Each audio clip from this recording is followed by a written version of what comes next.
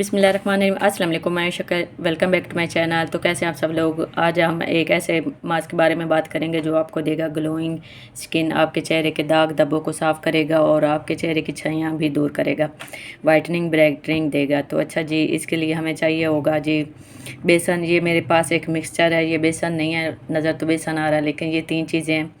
इनमें पहले नंबर पे है मसूर की दाल और चावल, साबुत चावल और कच्चे, और बेसन। इन तीनों को मैंने मिक्स किया हुआ है, मसूर की दाल को भी और चावलों को भी ग्राइंड करके ना और बेसन के अंदर मिक्स किया हुआ है, मिक्सचर बनाया हुआ है। और दूसरी चीज़ है जी इसके अंदर हल्दी। हल्दी हम डालेंगे। हल्दी जो है ना वो आंबा हल्दी आपने लेनी है, घर में पिसी हुई, मतलब आप बाज़ार से पिसवा सकते हैं। तो ये खुद मैंने पिसवाई है।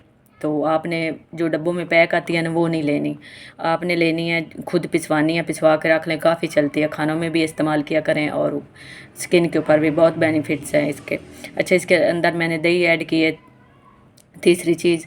और यहाँ पे दही थोड़ी कम लग रही थी मुझे तो मैंने फिर थोड़ी और डाली है।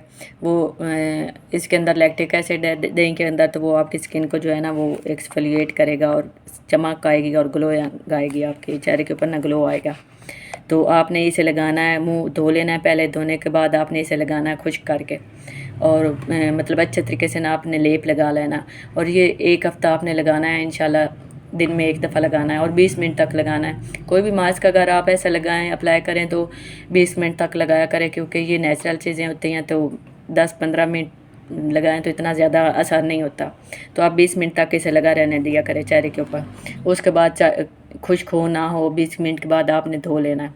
और धोने के बाद आपने कोई भी अच्छा सा मॉइस्चराइज़र लेना है। इससे आपके चेहरे के ऊपर इतना अच्छा ग्लो आएगा ना, यकीन करें आप, मतलब एक हफ़्ता के बाद ही आपको अच्छे रिज़ल्ट मिलना शुरू हो जाएंगे।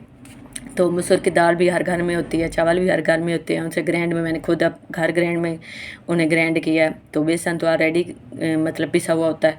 तीनों चीज़ों को बराबर क्वांटिटी में मिक्स कर लें और मिक्स करके जो आप अपने पास रख लें, फिर दही के अंदर मिक्स करके लगाएं, बहुत ज़्यादा अच्छे रिज़ल्ट मिलेंगे। आप अगर चाहें तो इसके अंदर शहद भी डाल सकते हैं। तो ये थी आज की एक मेरी छोटी सी वीडियो। उम्मीद करती हूँ आपको पसंद हुई होगी। अगर पसंद है तो प्लीज़ लाइक करना, शेयर करना और सब्सक्राइब करना। मैं मिलूँगी आपको अगली वीडियो में, तब तक के लिए अल्लाह हाफिज़।